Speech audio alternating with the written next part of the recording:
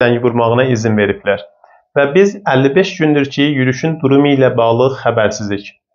Bugün yenə də Dağçaraya getdik və Bacıra Səfərvəndə bizə dedilər ki, yürüşün xəbərlərini rəsanəyə eləməməlisiniz. Çünki xəbərlərin rəsanəyə olması səbəb olur ki, Tehrandan bizə fişar gətirsinlər və biz qardaşımızın bazdaşını təmdid edək. Yürüşün daha öncə tutulduğu sıralarda İttilaat zindanlarında dəfələrcə işgəncə altında olub. Ona görə də bu xəbərsizlik bizi ailəsi olaraq nigaran edir.